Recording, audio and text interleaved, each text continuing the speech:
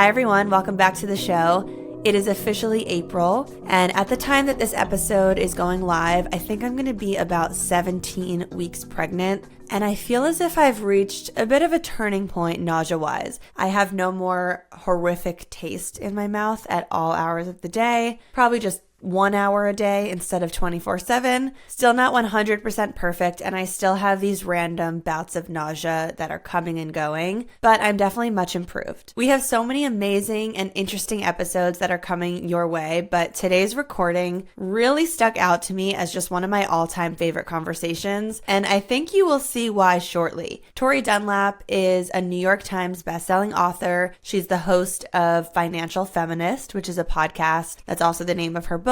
Her podcast is consistently a top finance podcast, and she's one of the only women in that space. She started out in social media by documenting this amazing journey she went on towards earning and saving her first $100,000. So she created a social media account. It was called Her First 100K. That's actually her current Instagram handle. You can still find her there today with her now over 2 million followers. Tori and I have known each other for years and years. She gets into it in the episode about how we first met years back. And I'm so glad we kept in touch. It's been personally such a treat for me to see and just to witness how she's grown over time, personally, professionally, and of course, financially. It is really, really rare to find women online who talk about money specifically the way she does. The language that she uses, the terminology that she uses, you might be taken aback because it's really rare to hear a woman speaking like this. But her personality is top notch. She was just so much fun to have on the show. I joked with her at the end that she gave me so many good sound bites because she just knows what to say to bring the heat and bring the energy. I really want to let you get into the episode, so I'm going to skip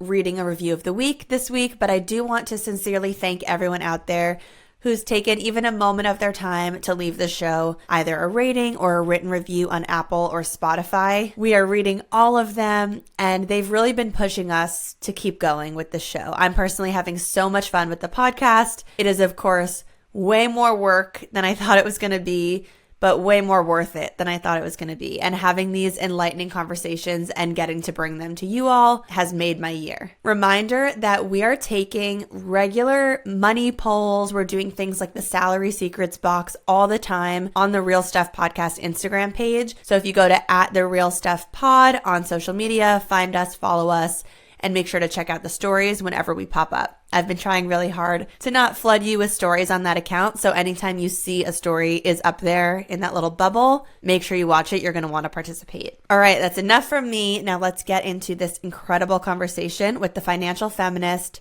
Tori Dunlap. I'm so excited that you're here. I'm excited to be here. How's Milo doing? He's great. We actually just had a crazy situation. He has this baby doll that was mine when I was little, and he's fallen in love with it. Cute. He calls her baby. A couple hours ago, we're about to put him down for a nap, and we can't find baby anywhere.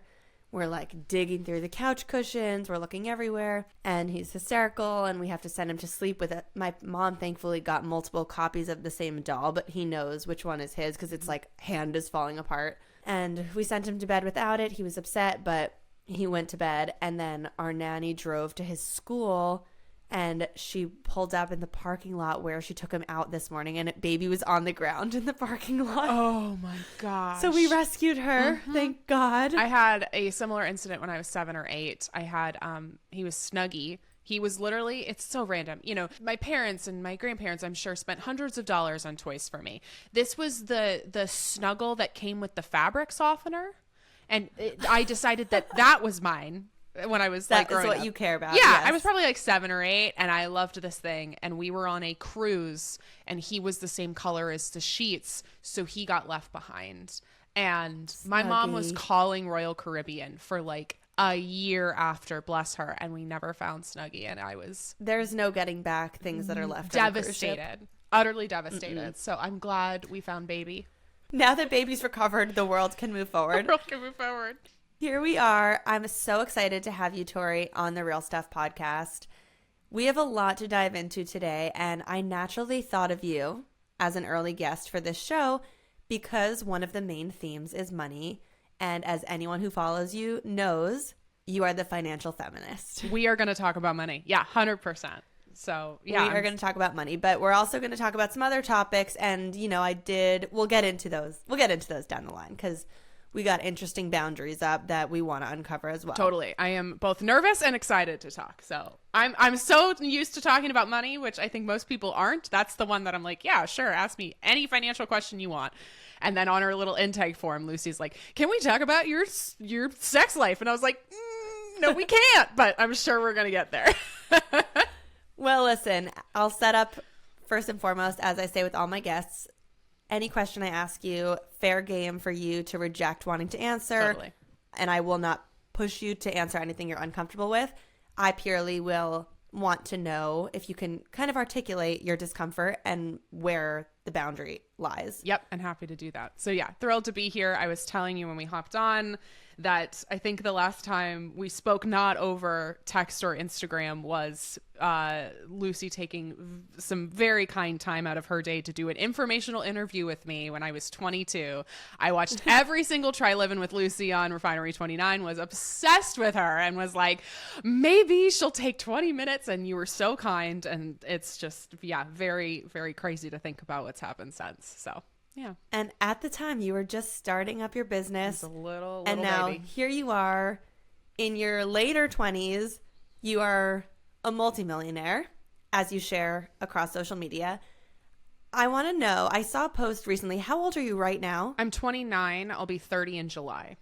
Okay, so I saw a post from probably a repost because it was a recent post, but it was saying that you were 27 and that you will have $30 million when you retire. What is the latest on this? You're 29 and you will have how many million? Actually, I could do that math really quick. You might want to cut this. Hold on. Because here's the thing, and anybody could do this. The math is you take the number you have in investments, and then we know that roughly every 10 years it's going to double. So give me 1 second. So you can actually figure out my net worth, which I've never really said if we do this. That was one of my questions. We'll see if we get to that. Well, and we can talk about why I don't reveal that anymore. So that's 39. 49, 59. Let's call it, yeah. So at 59, I'll have 32 million. And 59, you'll have 32 if I never million. save another penny after today, which I will continue to do, that's just based on what I have now. We call that in the personal finance community like coast fire, which is like you might not have enough to retire at this moment, which actually I do. I could stop working right now. But there's some people who are just like, I have enough where I don't have to save another penny and my earnings will make me enough to retire someday. So yeah, it's around 30 to 40 million if we just keep what we have in the account right now and allow it to grow. I want to dive into where we're at today. I have some questions about your current investments and your financial situation right now, but I do think one thing that's maybe less spoken about on your platforms that I want to go back to is your whole financial story and how you grew up with money. What kind of family did you come from? And talk about that first 100K. Yeah. So I had parents who didn't grow up with a lot themselves. And so their commitment when they decided to have kids, and I'm an only child, it was like, okay, so we didn't have a lot. We didn't really grow up with a conversation about money. So we are going to do things differently. You know, we were having conversations about how to save, about how to use a credit card responsibly. And I just thought that was normal because that was my own experience. Is I was like, oh, everybody knows not to overspend on credit cards and everybody knows how to navigate taking on debt. And of course, I realized very quickly that that wasn't the case and that I was the friend all of my friends were coming to for advice and guidance. And so her first 100K was kind of born both from me realizing that, you know, when I had money, I had options. When I had money, I was able to leave a bad or toxic situation. I was able to start a business. I was able to donate to causes I believed in. I was able to take a vacation. And also, I graduated college right around, you know, when Lucie and I talked the first time. I graduated in 2016 and Donald Trump got elected not soon after that. And so I was coming into adulthood and really into womanhood in a very different country than I think a lot of us expected, you know, expecting our first female president. And so we get Donald Trump. And so I was trying to figure out, like, what kind of person do I want to be? What do I stand for? And the election really radicalized me in my early 20s. And I was like, oh, I think that this is the answer to the equality picture. I don't think we have any sort of equality for any marginalized group until we have financial equality. So if I can get more money into more women's hands, I've seen firsthand in my life how it's made an impact. And so her first 100K was born on the side of my 9-to-5 in marketing from that kind of belief. So her first 100K's origin story was me trying to save $100,000 at age 25. I joked that as long as I did it the day before I turned 26, it still counted. So I hit my goal. I was 25 years and I think 3 months old. It was September of 2019. And I literally went to Europe to celebrate with my best friend. I got the call to be on Good Morning America in a pub in London. I came home, did the interview, and quit my job 3 weeks later. And then since then, her first 100K has just grown to the incredible platform it is now. We have 4 million followers. We have a New York Times bestselling book called Financial Feminist. Financial Feminist, our podcast, is the #1 money podcast for women in the world. So it's just been crazy how much both personally, my personal finances have been impacted and how much has changed since that first 100K, or really since, the financial education I got from my parents, but also the impact we've been able to make for other women. Would you say that your parents growing up were in the middle class bracket, or would you have classified them as poor or wealthy? I would probably say middle class, maybe even upper middle class. This is the interesting thing where I actually don't know my parents' net worth. Like, I am so... Did you know what their salaries were when you were growing up? No, my mom was a non-compensated working parent, so she's a stay-at-home mom. And my dad was the primary breadwinner. I still don't know. And I was actually just home a couple days ago, and I was like, isn't it ironic that I talk about money for a living, and yet I still don't know? Like, I don't know the net worth, and I probably won't until they, knock on wood, die. Like, I won't know until they're dead. And so that even as something that I love what you're doing with this show and what we're trying to do at Her First 100K is, like, there is a generational gap between how people feel comfortable talking about money or don't feel comfortable talking about money. So I had two parents who did a very radical thing and unfortunately a very rare thing, which was teach me about money, but they're also extremely private people and I don't know how much they make. So, I mean, I never wanted for anything. I am a cisgendered white woman. I have a lot of privilege in that. I went to good schools. I graduated debt-free from college, which was a combination of me working jobs and getting merit scholarships and also my parents having saved since I was a kid. So, there was a lot of financial privilege, but it was definitely because, my parents were really strategic. We never bought something we couldn't afford. They didn't live beyond their means. They still live in the same house I grew up in. They're still driving cars from like the late 90s, early 2000s. Like, they're very, very smart, strategic, savvy people when it comes to money. It's very interesting. I'm curious with your dad today, if you were to ask him, can you tell me what salary you made when I was growing up? Or is he still working today? What are you making today? Would he flat out say, no, I'm not comfortable sharing that with you? He would definitely say, no, I'm not going to share it with you. Yeah. Wow. Because I kind of did when I just saw them a couple of days ago. I know he makes more than 6 figures, but that's all I know. That's all I know. We have had a conversation of like, are you taken care of for the rest of your life? Because we have so many community members, especially we see with, women of color, with first gen. It's like, I am my parents' retirement. Like, they don't have retirement savings. They don't have a plan to stop working because they can't afford it. So I am their retirement. I am their 401k. And one of the things I've sat down with my parents about is it's like, do I need to take care of you? Are you okay? And they're like, we're okay.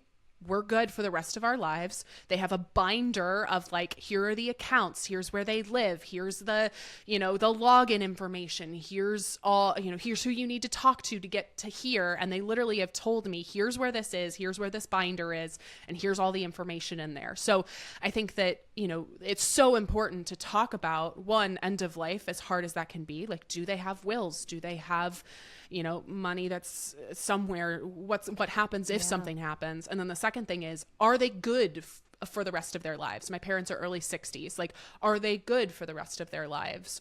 Yeah, wow. That's a great thing to encourage people to talk about with family. I'm really intrigued by your journey from you graduated college in a very privileged way, being debt-free. And here we are, now you're starting, and you said you worked in marketing. Yep. What was your starting salary out of college? Starting salary was $55,000. And I live in... Same. Hey, look at that. So yeah, I live in Seattle, and that was where I started my career. So I graduated college in May of 2016 and got my first job in July. I actually already had like a freelance side hustle client as well. So I was making money on the side of that too. So I had a little bit of income coming in. One of the common things that people who don't really know my story will say when they hear, oh, 100K at 25 is they'll go, oh, she lived at home. I lived at home from May to October. So 2 months of not working or like working freelance, this like freelance gig that was definitely not, a full-time job. And then a couple months of commuting in. My parents live in Tacoma, which is about an hour outside of Seattle, hour and a half with traffic. And so I would commute in every day until it was very obvious to everybody that it was time to move out. So yeah, I only lived at home for a couple months, $55,000 in Seattle. I can walk you through my whole salary journey until HFK if you want.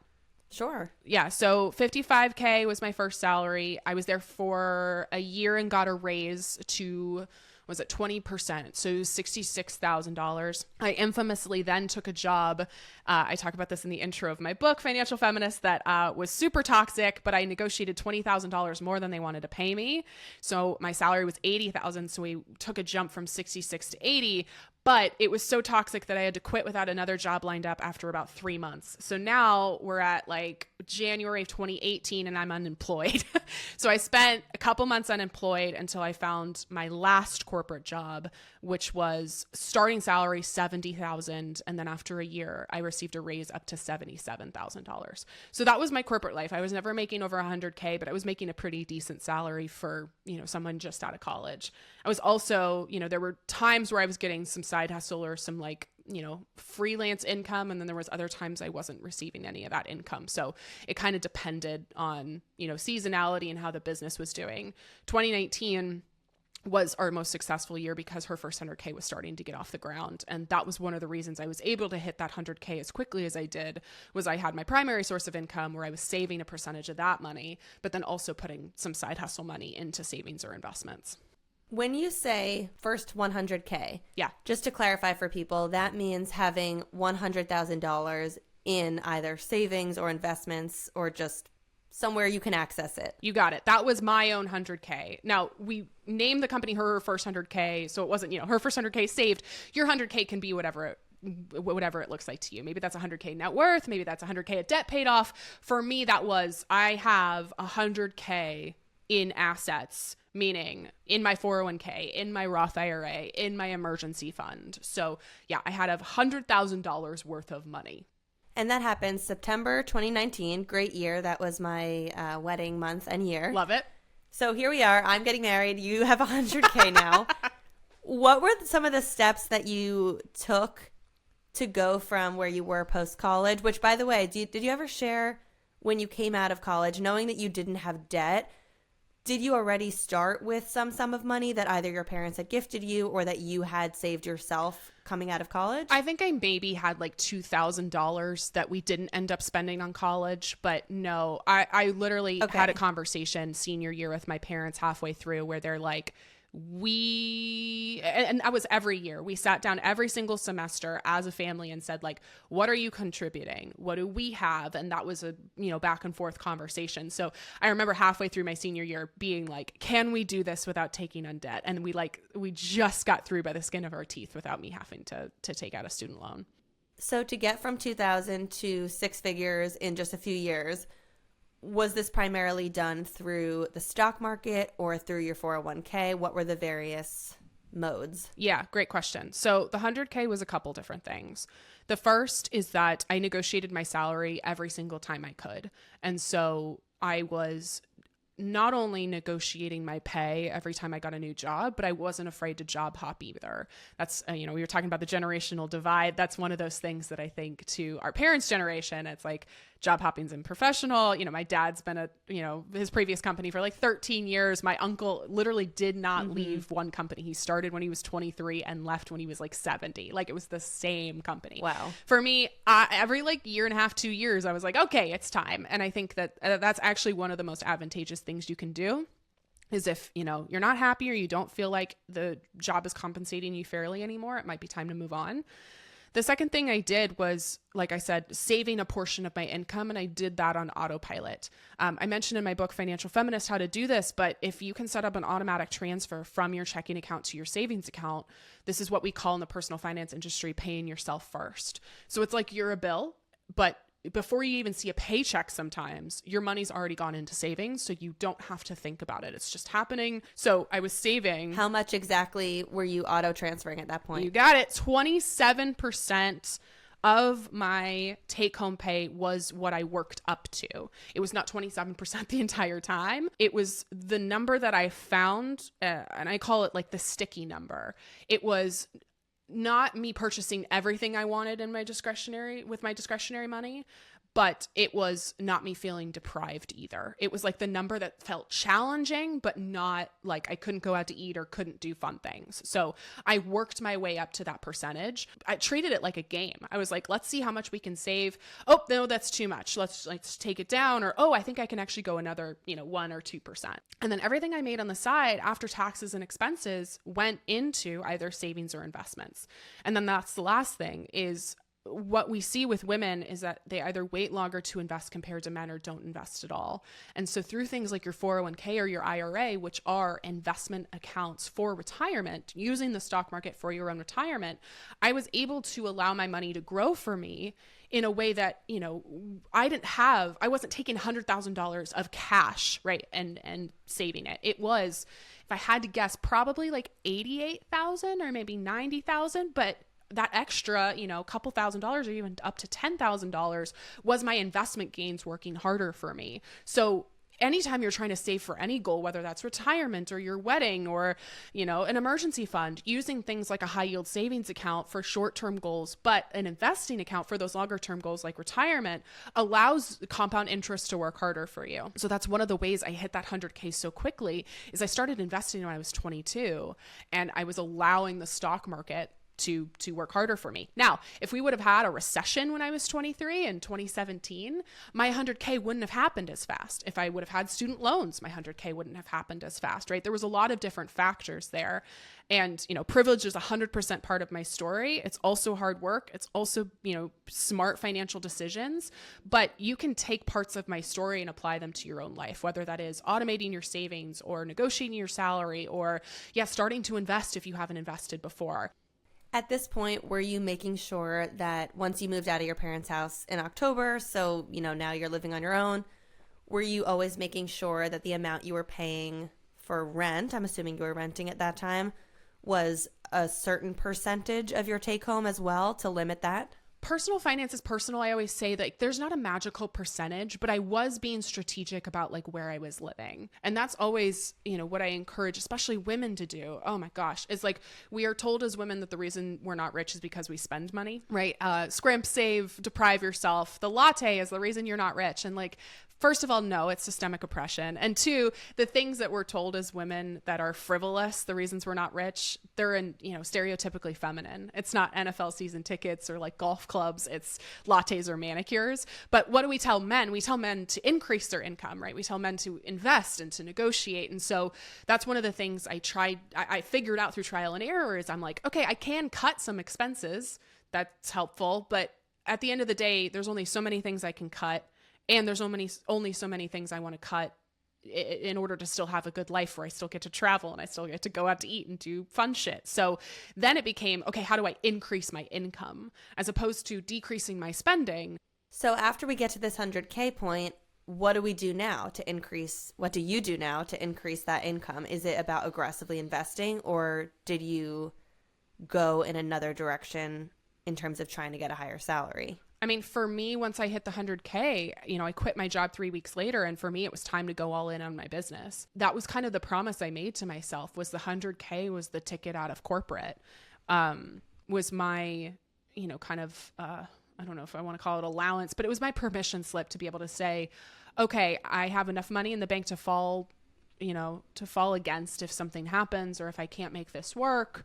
I have a little bit of a runway and a leeway. And also I have enough saved for retirement to buy me some years where if I'm not contributing to my retirement savings, I'm still going to be okay.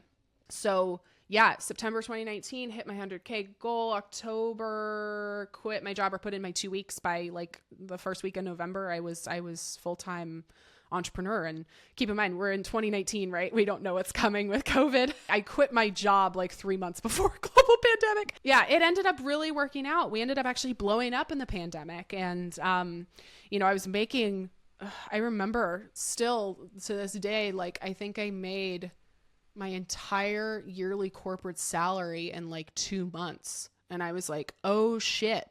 Okay.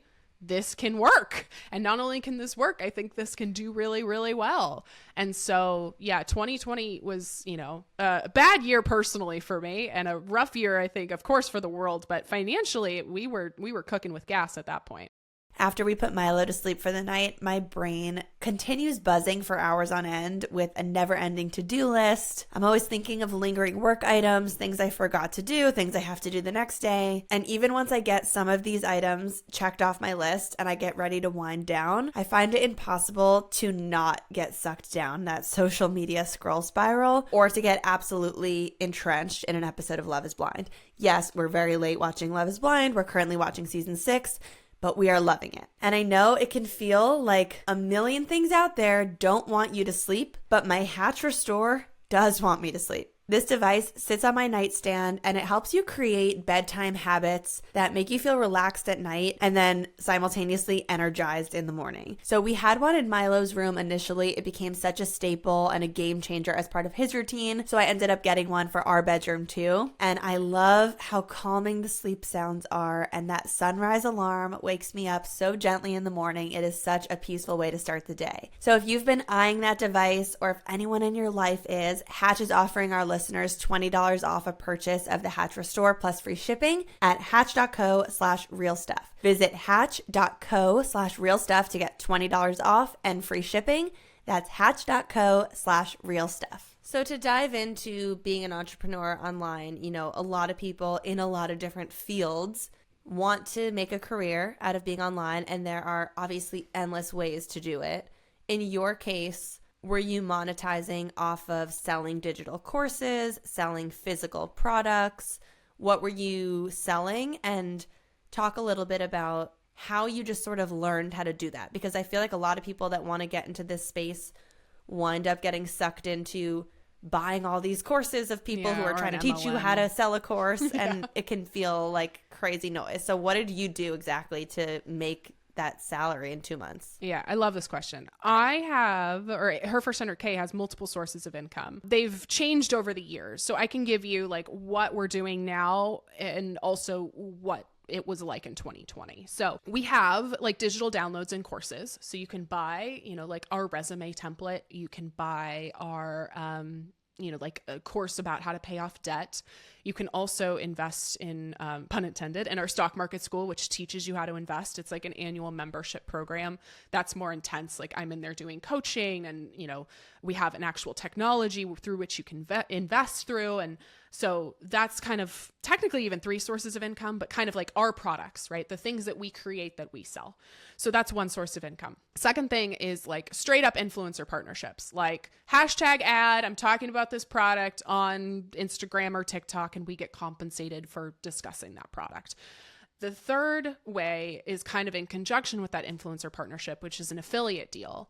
That means if, I am working with a brand and somebody signs up for that brand or purchases that product, I get a percentage. So we're no longer working on just a flat fee for posting. Instead, I get a commission, basically. The fourth way we make money is through our podcast. So we have partnered with an ad partner to be able to run ads on the show. So we get compensated for the ads on the podcast.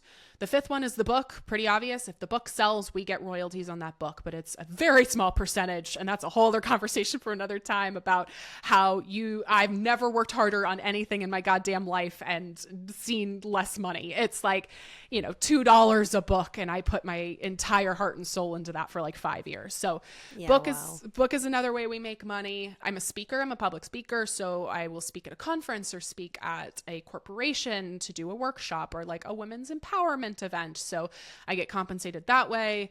That's most of them. I'm trying to think if there's anything else, but that's, the majority of how we make money. In terms of what we were doing in 2020, I think the first, time I was really making, I remember I made like $20,000 off of course launch, and then I split that with a friend of mine. And, again, in 2020, that was more money than ever. I was like, oh my God, this is crazy. And that was off of us launching a course for, like a week and then closing it down. Are you comfortable sharing, although I would love to get granular and go through each of those revenue streams and hear more about them? Let's just take 2023. Yeah. Last year, full year, 365 days, what your full business's gross revenue was from all of those streams of income. Yeah, so we did, I can pull it up. Give me 1 second. I want to get the Gotta love a tracker. We call it the BS. It's the big spreadsheet. But we do it through more advanced means than this too. So we did a little under 4.1 million gross revenue last year. Are you comfortable sharing how much of that you had to then pay for, whether it's contractors or just to keep the business running? Yeah. The profit, we made a lot of investments in 2023. So we actually had a less profitable year than 2022 because we brought more people on and we were more strategic there. I don't know right off the top of my head what that profit was, but it was at least 50%, or maybe let's say like 1.8 million of that. And almost all of it is reinvested back into the business or is sitting as reserves in case we have a bad quarter or a bad year. This is the fun thing, and we can talk more about this, of me being financially independent is, I pay myself a salary. I pay myself a little bit of money from the business. But at this point now, I'm pretty financially taken care of, at least at this point in my life. I'm single. I don't own property. I don't have children. I have nobody, again, huge privilege, nobody financially dependent on me except me. Well, and the 15 employees I pay. But now my job is to reinvest back into the business. My job is to make sure that the business and thus my employees and our team members are protected. So a lot of the work we've done in the past year or so is, if we do make a profit, the profit's sitting there waiting for us to reinvest it back into the business, or sitting there in case we have something like a recession or we lose a massive client or something happens to the business.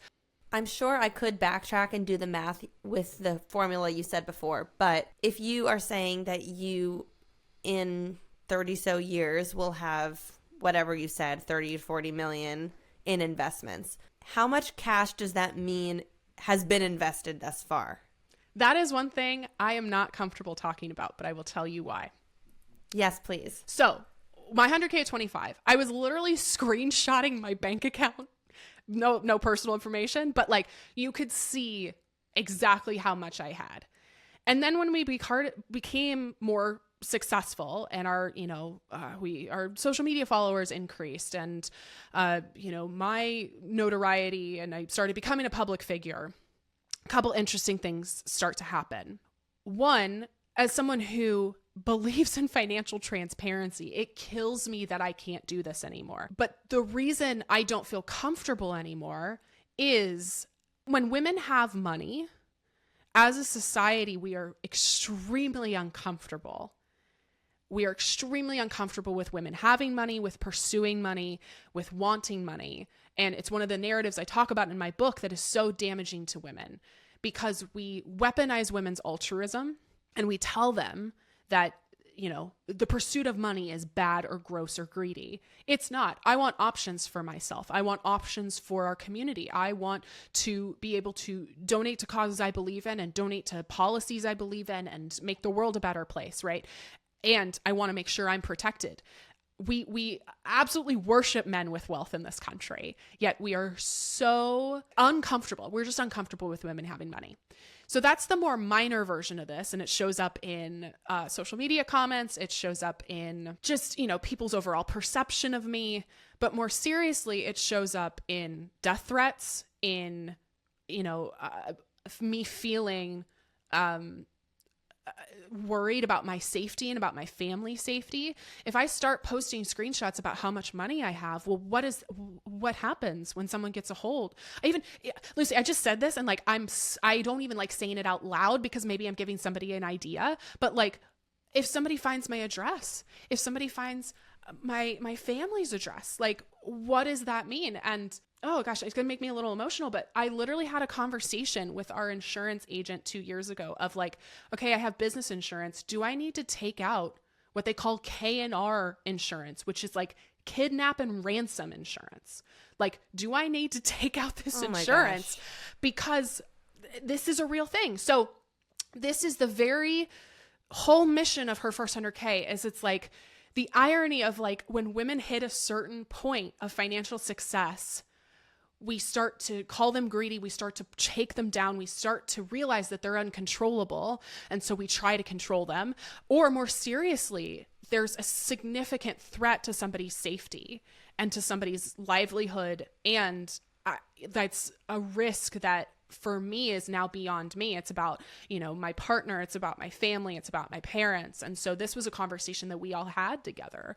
So as much as I would love to sit here and tell you, here's my net worth, here's my screenshots, here's everything. Even me saying multi-millionaire makes my parents break out in hives. Like even that is enough to, you know, make my parents lose sleep at night. But that is for me, the happy medium of transparency with, you know, managing safety in regards to that too. Yeah.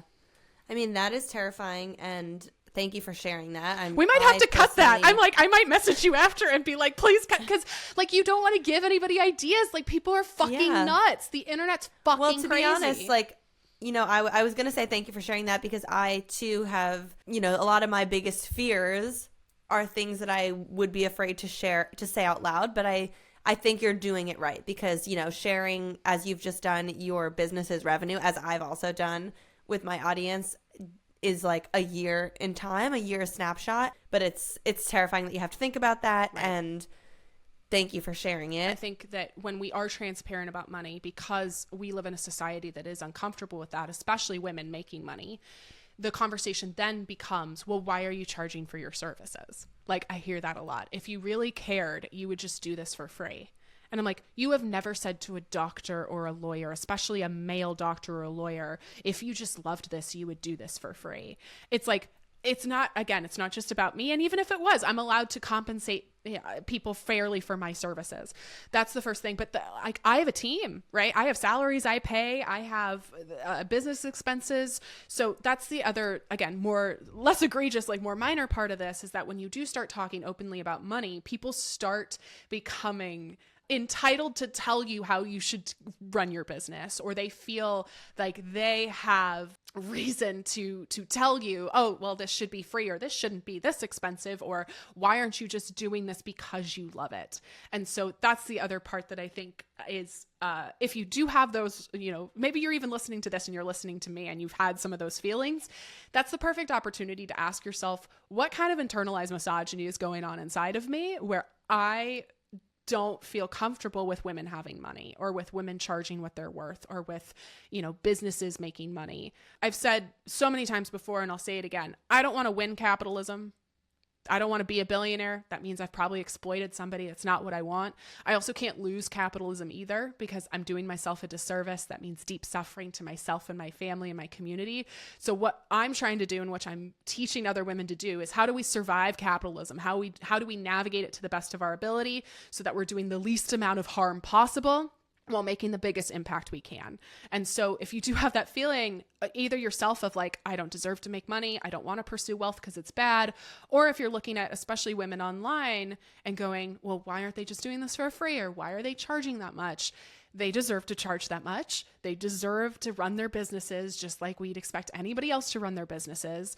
And I think that's the other part that we need to talk about is when we are financially transparent, people have opinions, and they only have opinions about this one thing about somebody's life or about somebody's business, and they don't know the whole picture. They're not interested in knowing the whole picture. They're just interested in yelling. You know, I had a conversation with a creator. I actually mentioned this in the show's first solo episode, where I was going to bring her on the show, and then she was uncomfortable. She told me upfront she's uncomfortable talking about money on social media, and she said that her main reason for it, and which this is now the lighthearted version of the really scary things that could happen when you screenshot your bank account. She said she doesn't want to share how much she's making with her followers because she just thinks it's going to make her followers like her less if they know that she's doing well, which is such a sad reality.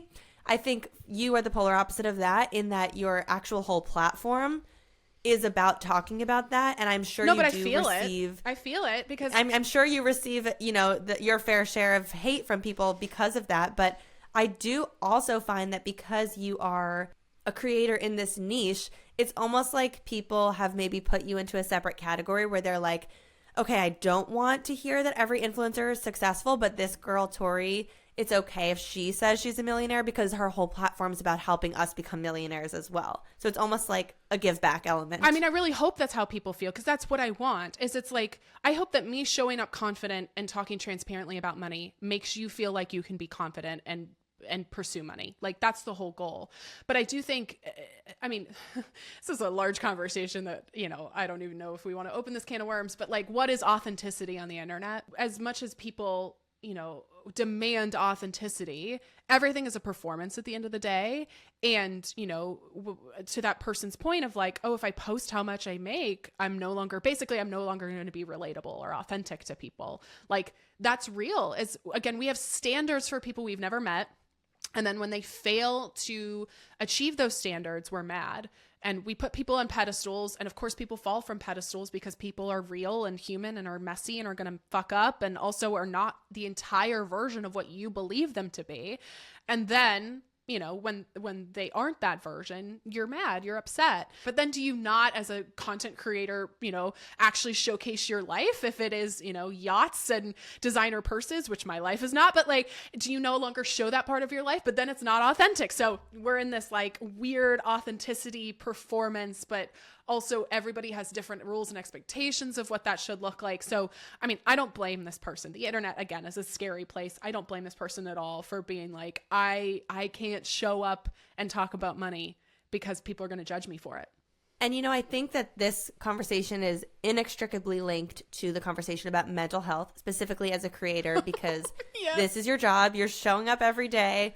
I'm sure that as much as you're really happy with what you're doing and you are showing up authentically, I'm sure that some of the shit that you see online written about you and publicized is just not ideal.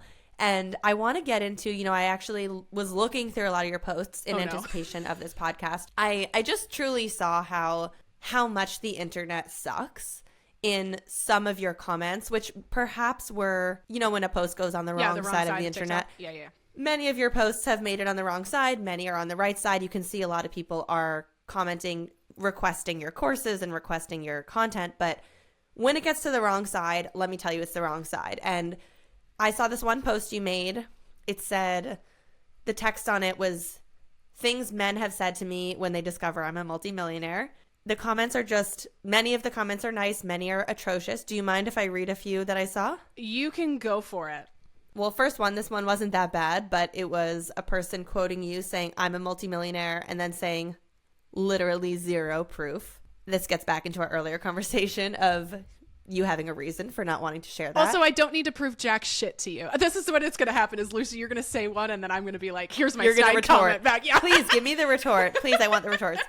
The second one I wrote down is, people who are worth millions don't make videos about being worth millions. Wealth does not scream, but whispers. In some aspects, yes. But also, again, this is the whole platform of what we're trying to do is make financial conversations part of the norm. And also, yes, literally making videos makes me money. So fuck you. And this person has 3 followers and it's like, yes, user 76809 or some shit, Okay. Also, my response to that question is, we have to have people in our society who are talking about it, because otherwise they're hoarding the information and no one else is going to get there. Also, no one has ever commented that on Elon Musk or Bill Gates, right? It's all sexist, and I know where we're going here, so you got to keep going. Also, this is very therapeutic for me because these are the conversations, these are the retorts I practice, like as I'm falling asleep at night, but can never say. So feel free. Yes. We know the fat comments are coming. Here we go. And here's my third one, which I only wrote 3 down. You know what I wrote? Is this the McDonald's comment? No, but it's close. A McDonald's comment, yeah. It says, all that money and no gym membership. And first of all, fuck you, whoever you are. Second of all, I have seen you post a handful of posts about an ex-boyfriend's mom who made some comments about your body. Can we get into this? Yeah, we're going to cry, but we can get into it. First of all, these are comments that actually like don't do much to me because they're small, tiny men who I use their comments to make more posts, and it makes me really happy. And it makes you more money. Truly. And when, to your point about wrong side of the internet, I know my posts have actually gone really viral when they've gone outside of our sphere or our community and landed on some fuckboys FYP. Like, that actually is great. So it's actually not these comments that hurt me very much. It's the comments from women. Like, we all have internalized misogyny, and those are the ones that really devastate me. And, but we'll stay on this for a second. Yeah. So, I was lucky enough to not really have many problems with my body or with my own appearance. I had many friends growing up who either, struggled with disordered eating or just didn't like what they saw in the mirror. And I think I truly had the like version of body neutrality where I was like, yeah, there's some stuff I want to probably change, but like, no, I like really like myself and I don't have a lot of negative feedback towards me. And I've told this story in many, many posts. First of all, I will couch this by saying that this person was struggling with a lot of things in their life that we only discovered later. Truly hurt people. And also his mother was struggling with a lot of things, I think, about herself and about liking herself. And so I give so much grace to them, understanding that,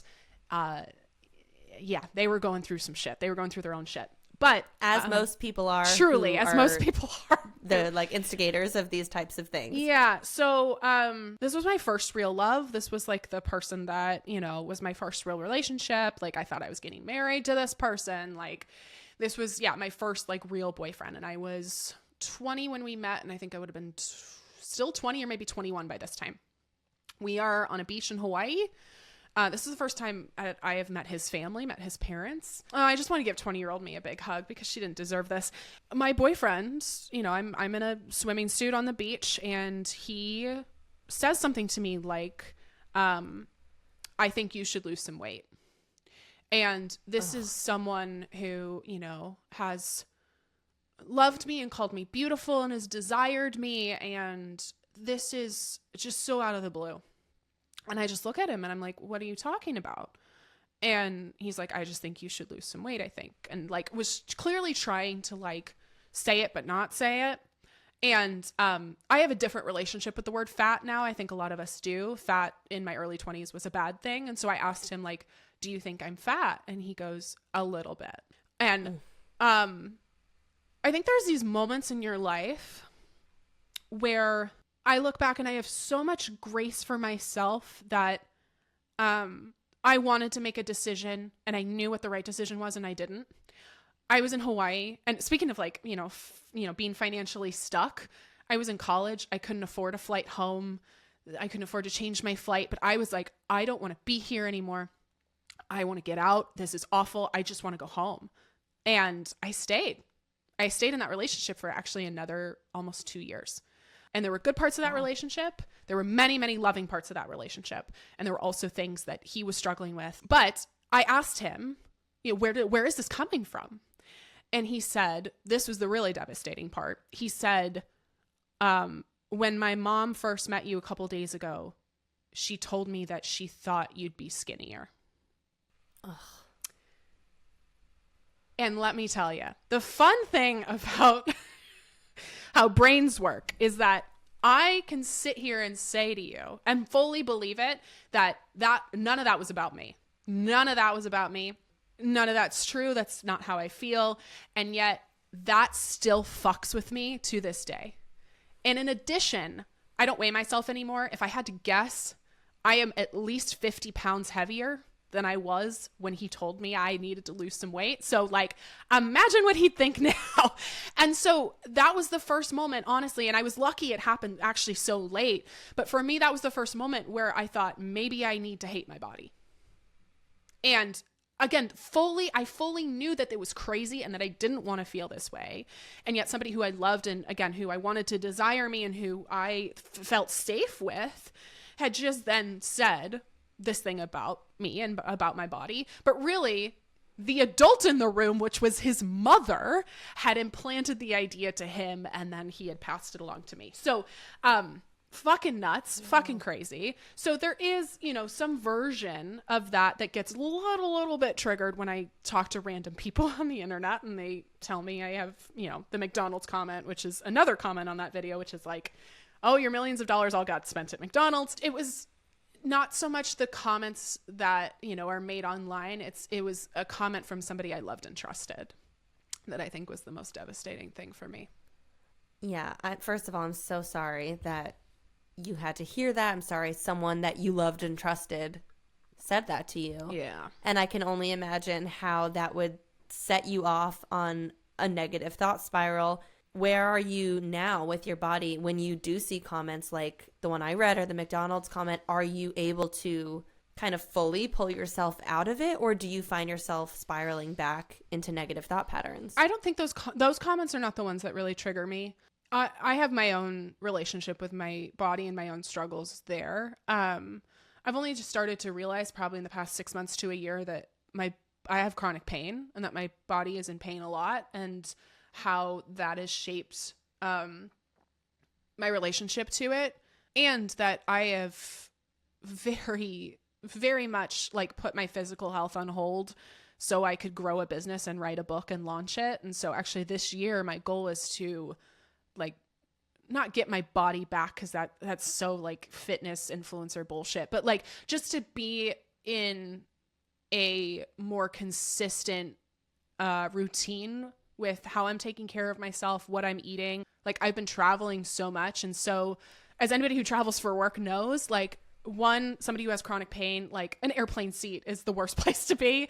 And then, you know, you're not cooking for yourself, you're eating out a lot. And again, if I'm going to Atlanta for a day, am I going to eat a salad in Atlanta? No, I'm going to eat some fucking fried chicken and Southern food. Like, so I think that's part of it too. And as you should, as I should. So I think my relationship with my body is not really impacted by the trolls, but it is, you know, it's a constant back and forth.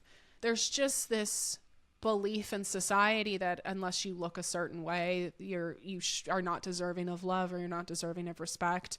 And then the funny thing is like you realize it's kind of like the Barbie monologue at a certain point as women, like you're never enough.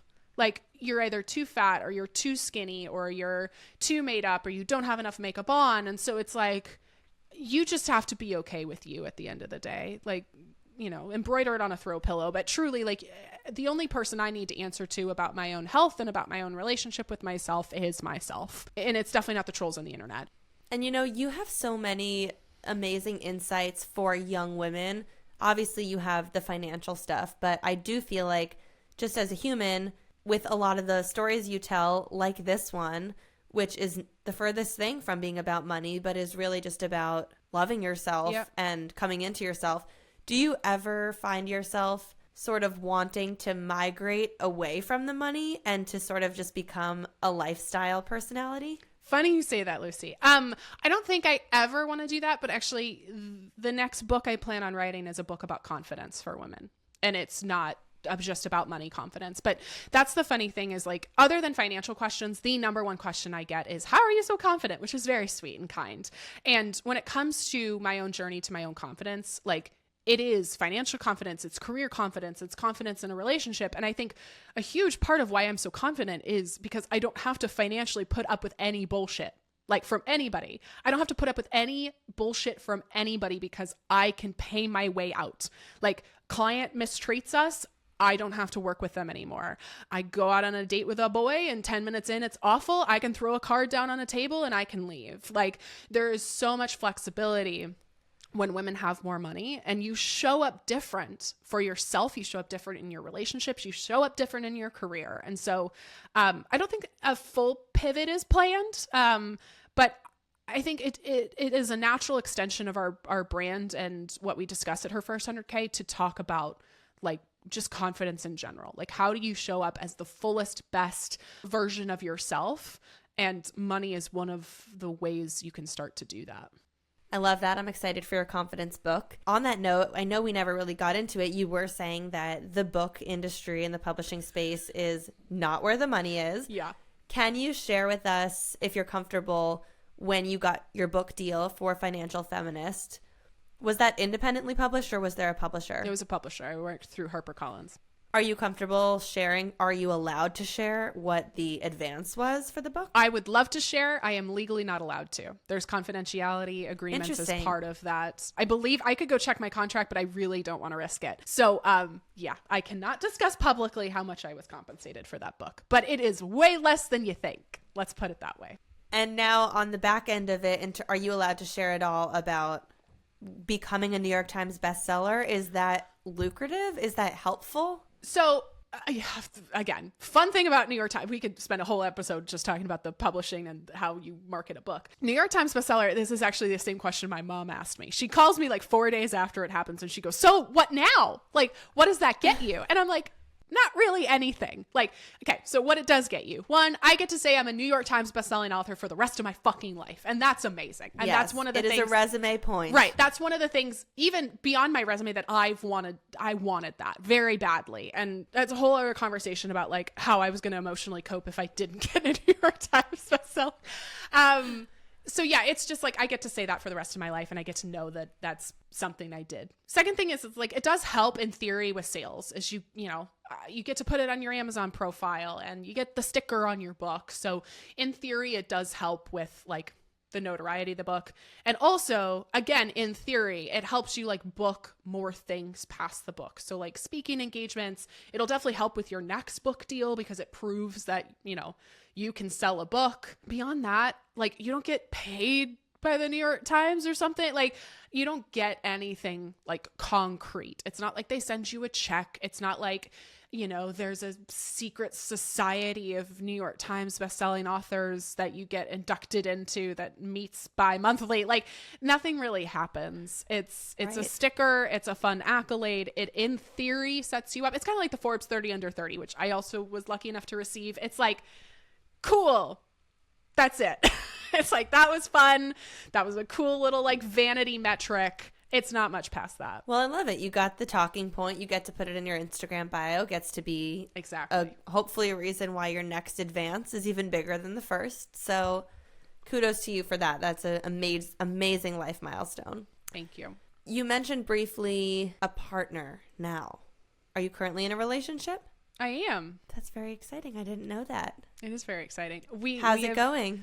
We have not talked about it. That was a decision that I made. Now, my previous partner I dated in 2020, and I was talking about that relationship publicly. And then when that ended, I've talked about it a little bit. It was the most devastating period of my entire life. It was like opening up a wound every time someone would message me and be like, where is he?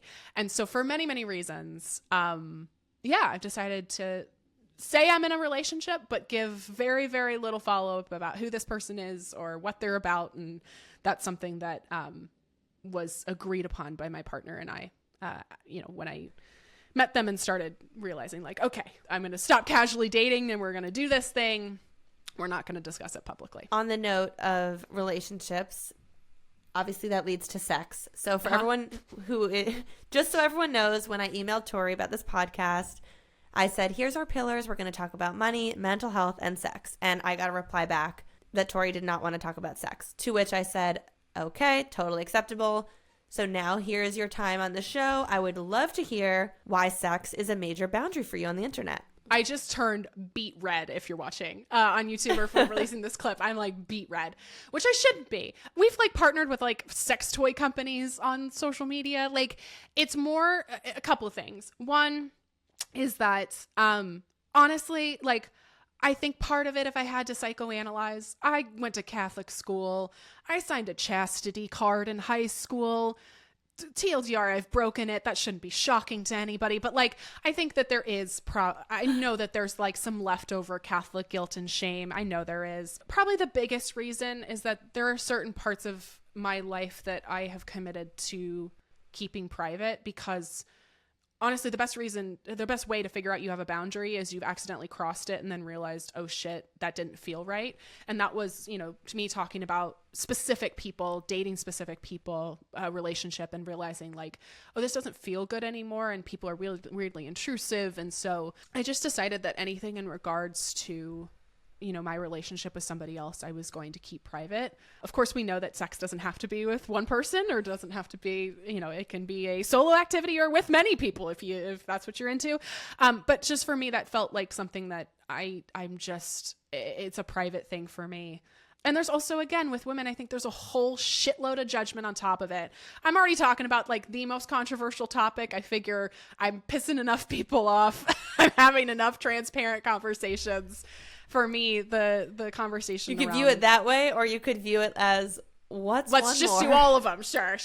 I think that, again, if I had to psychoanalyze myself, I think it's definitely, I realize it's taboo and that the taboo shouldn't be there, and yet I still feel it, and that's my reality. And so this is a list of a couple things that I just have decided to not discuss publicly, and that feel like, this is a personal thing either for me or, between me and somebody else. Love it. And I appreciate that. Do you envision having a family in the future? I don't know.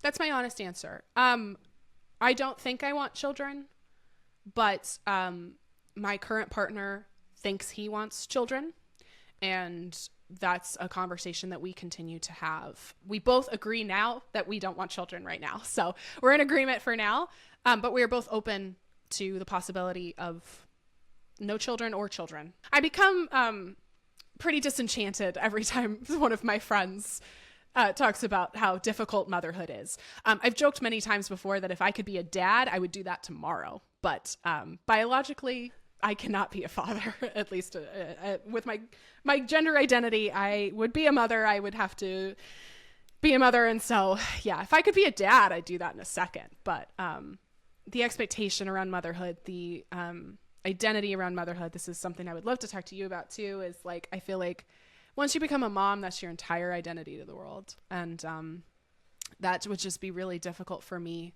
to feel like the world, that's all I'm good for the world anymore.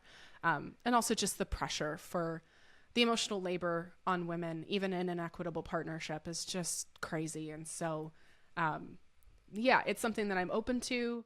I've also just realized in my life in general is that every time I say I'm definitely not going to do something, you grow and change as a human being. Doesn't mean like my values have changed, but I think that resolute opinions of like, I will never do this, or this is something I will always do. I've changed my mind about things that I never thought I'd change my mind about. So who knows? So many thoughts on this topic, and we could obviously dive into it for hours. One thing I will say is when I went into motherhood, I remember feeling so resolutely that I will not let motherhood consume me. I will not become a mommy blogger. I will not, this will not become my personality. And I remember having that thought so strongly, yet it almost being unavoidable, specifically from the start of pregnancy and then even more specifically into postpartum. It takes a really long damn time to disentangle who you actually are as a person from once you become a mom. And even for me, even just in the pregnancy time period, it consumed me in a way that I did not anticipate that it would. I think part of it was, during my first pregnancy, I felt very excited to get pregnant that I almost dove into everything about pregnancy, probably in a deeper way than many pregnant people do. Every book I was reading was about pregnancy. Every podcast I was listening to was about pregnancy. Every piece of content on my For You page and Explore page became about babies. And it just kind of consumed me in a way that it was not consuming my partner during my pregnancy. Then going into postpartum, similarly, especially since I was nursing my first baby for 9 months, I was really just sucked into this world that now going into, I don't know if I told you I'm pregnant, but by the time this episode comes out, it will be out there, but I am pregnant. You kept saying first baby, and I was like, wait, hold on. I am currently pregnant with a second. Yay, congratulations. Thank you. And I actually was now going into this second pregnancy. It's less that I was surprised about this, but it was more of it being a conscious decision going into this pregnancy that I refused to let it take over my thoughts, which is really hard because it's taking over your body and your body controls your thoughts. But I just remember saying, I won't let it. And I'm going to work as hard as I possibly can to not let the postpartum period consume me as much as it did the first time. Although it's really fucking hard. Once you get there, that is what's happening in your life. And there's really nothing else to talk about, especially being a content creator. People want you to show up and just talk about the old stuff you talked about. And you don't have the mental space to even be thinking about things that are not related to parenting. So it is difficult. And I respect that and appreciate you making that decision now. But yes, as you said, decisions can always change. Yeah, and I just know I don't want kids now because I'm not in the season of my life to even consider that. So, it's hard to say, I definitely won't have kids in 5 years. Like, my life's going to be different in 5 years. And I appreciate you sharing all of that. And yeah, it's just, it's so interesting. Again, a whole other series of podcast episodes about the demands of motherhood, both physical and emotional and mental and all of that. At this point, I don't know if I'll ever have it in me or ever want it. At this point, I definitely don't. Last question on the note of you having a new partner. I'm curious how someone who has such financial stability goes into the process of finding a partner and how open you are up front, how important your partner's finances are for you to even consider them, if at all. And, is going into a relationship with someone who does not have financial stability an absolute non-starter for you? The fucking coolest part about dating as a rich woman is that you make more than 99% of the men you're going to go on dates with. And it's so fucking fun. And to our point about freedom earlier, any man I'm ever with again is never going to have to question, is she only here because she can't leave? Like, is she only here because she needs my money? The answer's never going to be yes, which I think actually is a beautiful thing. It's a beautiful thing that I'm in a relationship with you because I love you and because I want to be here. My current partner and I literally talked about money probably second or third date. Even before, I've told this story in another show before, but one of the earliest green flags for him, we were on our first date and the check came and, he knows what I do. He's Googled me. It's not difficult to find out a lot of more information than you would have on somebody with an average Google, especially financially. And he kind of looked at the check and then he looked up at me and I just went, "What's up?" And he goes, "I would really like to pay, but I don't want to offend you." It was just the most beautiful little chef's kiss, which is here's my intention, but basically I know you're a feminist and I don't want this to be a thing. And so he's kind of sheepishly, I would like to pay if that's okay, but I don't want to offend you. And I was like, "Oh, you can pay. That's so sweet. Yes, go for it." And it was it was You're I don't mind. Yeah, truly. I'm but I love that he asked, it was so lovely. And that for me was a couple green flags of one, he's not going to be afraid to talk about something uncomfortable. Two, he's not afraid to be vulnerable. Yeah, we've had so many conversations. If you're going to be friends with me, we're going to talk about money. If you're going to date me, it's a requirement. We're going to talk about money. We both know how much each other has. We both know how much each other makes. We both know how much each other pays in rent. We are very financially transparent. And again, that was kind of a requirement of dating somebody. In terms of would I date somebody who is not as financially stable as me? Again, 99% of people aren't. So I am not really looking to date somebody who has more money than me. That's not a requirement. The person that I'm with, without revealing his career, makes a fraction of what I make, makes very, very little compared to what I make. I think that one of the things that I do love is that, he is a really smart saver. He doesn't make a lot, but has managed to max out his Roth IRA every year. So he has the good financial habits. That is something that I look for.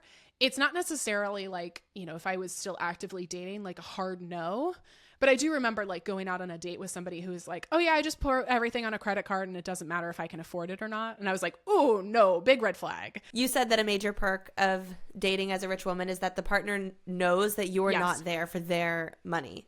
I know what you're going to ask me. Go ahead. How do you know that your partner is not going to stay with you for money? Is that where you're going? Well, listen, I do want to know that, actually. Where I was going, though, was more so I just want to hear about how that feels showing up to a date as someone who's so financially secure. Do you feel like showing up and having the finances you have gives you this extra layer of confidence and self-worth that you maybe didn't have before? 1,000%, 1,000,000%. There have been so many instances. I was, dating casually for about 2 years, and I lovingly call it my hoe phase, where I had men on every continent texting me, and it was so great. It was so fun. But there was this moment. Love a good hoe phase. Truly, it was. If anybody gets the chance to do it once in their life, please do it. I missed my window. I would have had to be 16. I was going to say, so I didn't do it. I was going to say, Lucie both missed out and also has what all of us dream, which is a stable, steady partnership for her entire life. So, no, for me, it was, when I was casually dating and, going on a lot of dates, there's just something powerful, whether it's dating or your career or running a business, where, again, you're not financially dependent on anybody, and you don't have to stay in a situation just because you're afraid of leaving financially. So that's one massive thing, is I am looking for somebody who I like and who I respect and who I can form an actual partnership with. I'm not looking for a benefactor, basically, or at least somebody, to provide me security. The second thing is I can leave that date whenever I want. And this has happened before. I actually have paid for way more dates than I think people would expect me to have paid. I'm actually, if I want a second date with you, I'm more likely to let you pay, because there's something for me that's powerful about, no, I'm done. I'm willing to pay. I'm not going to have you have any expectations of me. And it's just the case closed, it's over, it's done.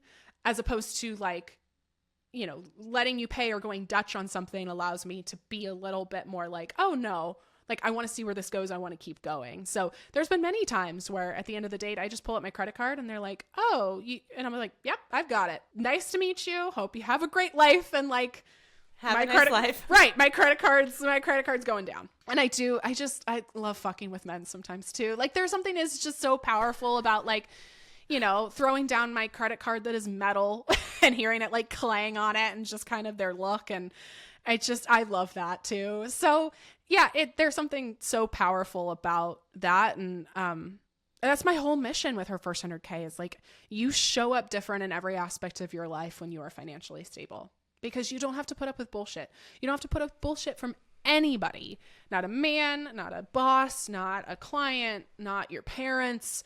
There's something so freeing about that. And that's the feeling I want for every single woman on this planet.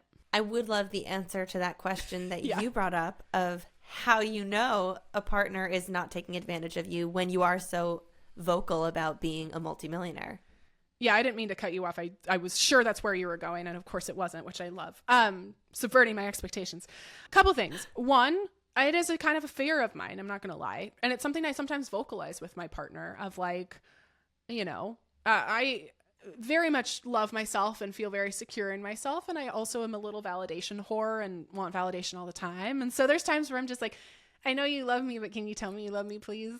And can you tell me I'm pretty? And can you tell me that you're here because you like me and not just because you know how much money I have, roughly? That is something that I think, is sometimes in the back of my mind. In the conversations about money, this is the more practical answer, is I've been very clear with him that if we get married, we're signing a prenup.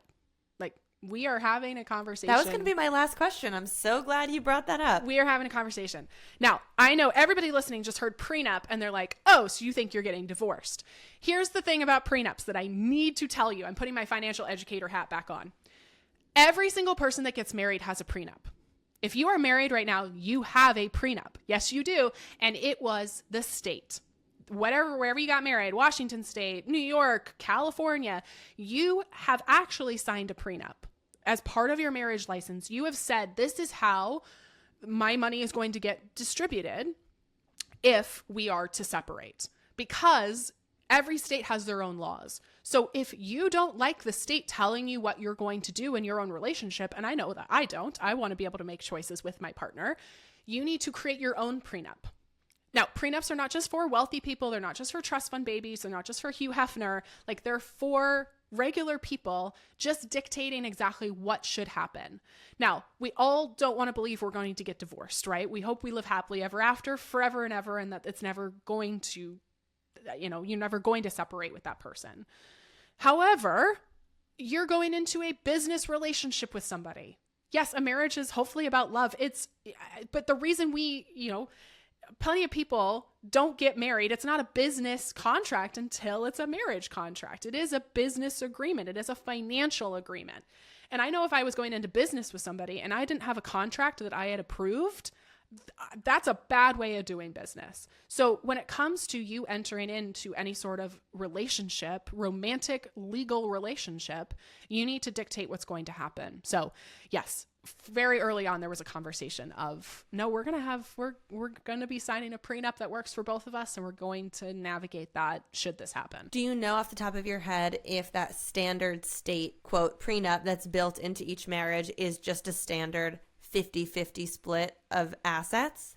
So it depends on the state. I'm in Washington state, and for example, it is a 50-50 split. So, unless you dictate otherwise, it will be split right down the middle. And again, this can be about debt too. Like, say you come into the marriage with student loans. Like, are both of you responsible for paying off that debt? Is one of you responsible for paying off that debt?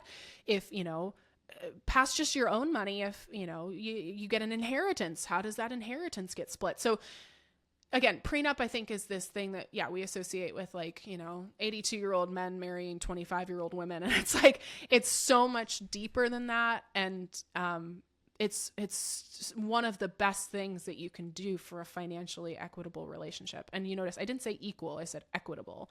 And that equity looks like whatever it looks like for you and your partner. But it depends on the state. If you don't know the current quote unquote prenup you have, good thing to look into it. It is so interesting because I wonder if it's the media. For me, my perception of a prenup came from the movie Liar Liar and them talking about getting a prenuptial agreement and maybe not having one. It was always something in my mind that I thought of as older wealthy men marrying younger women and wanting to protect their money, or even older women marrying younger men, just whoever had more money dictating that we're signing this. And it's just such an interesting conversation that the prenup conversation can be totally rebranded in society and modernized based on what it really is about, and it not necessarily having to be this negative thing about, someone trying to hide their money from the partner. And I know this is financial expert talking, so you're going to roll your eyes, but it's it's not really about money, actually. It's about you making sure that both of you feel like you're entering this partnership with all of your ducks in a row. And just like you would talk to your partner seemingly before you get married, do we want kids or not? Right? Or, what happens? Where are we going to live? How are we going to work? What's going to happen there? It's just another part of that conversation. And, for someone like me who hasn't signed a prenup in my marriage, I guess there's always time for a postnup. There is postnups. They're not as powerful as prenups, but they're way better than having nothing at all. Let me ask one more question on this note. Yeah. Because we don't have any agreement in place, we truly view everything that the other is doing as beneficial to us, and it's all helping our family, and everything's going into quote one place. We have multiple accounts, but it's all everyone's.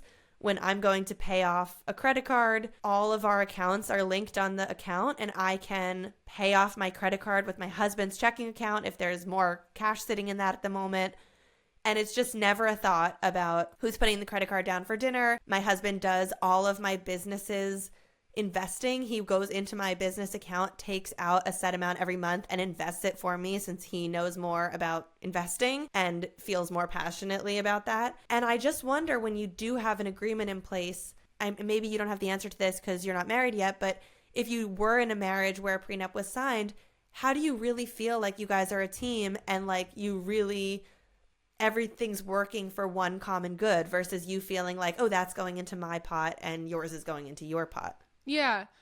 two things. I'm not a lawyer and I'm also not married. So it's going to depend. But the truly personal finance is personal. It depends on the relationship.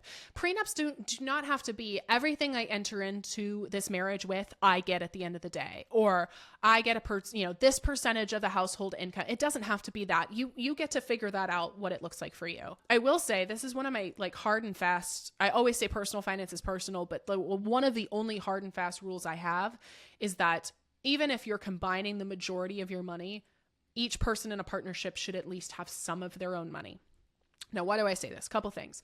One, let's just talk about worst case scenario here, right? And I'm not just talking, I don't want to target Michael, but like, let's talk about like the amount of emails we get every single week from women who say, I cannot financially leave because he is abusing me. Financial abuse happens in 99% of abusive relationships. So that's the most dramatic part of it. But the more minor part is like, maybe I just don't want to be in this relationship anymore. Like, I love this person, but this isn't for me anymore. And you need some sort of money in order to sustain yourself. The more happy version of this is that, we want somebody to be able to purchase things that they love without having to consult the other person. My parents have almost completely combined their finances, but they have what they call their own fun money. My mom spends it on scrapbooking. My dad spends it on pickleball. But they don't have to counsel each other. They don't have to be like, hey, I'm about to go buy a new pickleball racket and it's this much money. Like, that's their own fun money. And I think that really helps a relationship. What you're talking about really is like, how do I manage the day-to-day finances versus like what a prenup is, which is like, how do we determine the separation of assets should this relationship end? It's like a version of that, but it's slightly different. And truly, every couple is going to have their own version of this. Is, the money I brought in from this inheritance when my uncle died, both of our money, or is it just my money? Is my student loans your student loans, or is that my responsibility? When we purchase a vehicle, is it in both of our names? And if so, how does that work? So there's so many things to talk about, but I think it's about first having the conversation and being brave enough to even talk about it. We've seen from studies that money is the number one thing that causes marriages to end. So like, let's start talking about money. Absolutely. And I mean, it is shocking just how many couples have never spoken about money until after they're married, or they're just about to get married and stuff comes out. So, I mean, I listen to a lot of finance podcasts as well, and I am constantly shocked, specifically the podcasts that bring on real people who open up about their relationships and how money is a part of that. I am shocked by how little people are talking. So, Tori, you are doing the Lord's work, teaching people how to talk about money, inspiring people to talk about it. I have loved following you. You've been such an inspiration. The internet needs more Tories. So can you tell people, if they're not following you already, where can they find you? What are you working on now? Feel free to plug anything you're excited about. Lucie, this is the coolest fucking show. Thanks for having me. I am at Her First 100K on all the socials, HERFIRST 100K, herfirst100k.com as well.